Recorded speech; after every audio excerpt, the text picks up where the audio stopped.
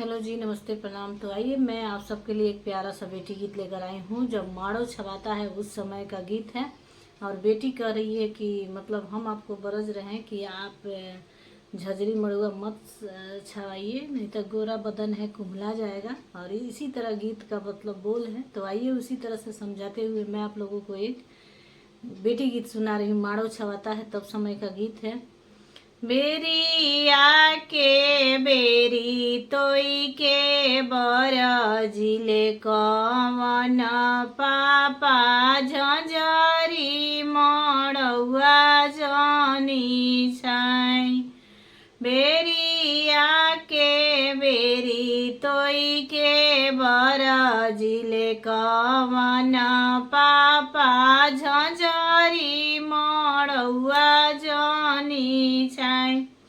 झझरी मड़ुआ सुरुजवा के जोतावा गोरे बदन कुम्हिलास। झझरी मड़ुआ सुरुजवा के जोतावा गोरे बदन कुम्हिलास। बेरी आके बेरी तोई के बरजिले कवन चाचा झंझरी मड़ुआ जनी छाई।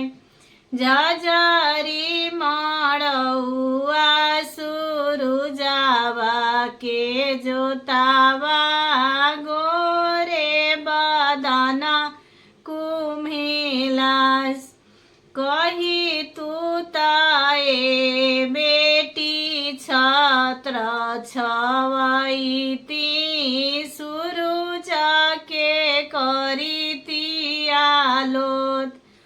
कही तू ताए बेटी छत्र छवैती सुरुज के करीती आलोत।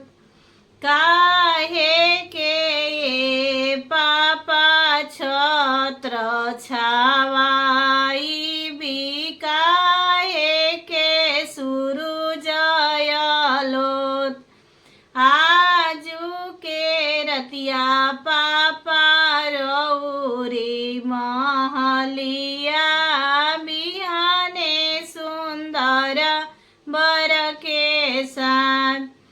काहे के ये पापा कोठावा उठाई सुरुज के करब आलोत।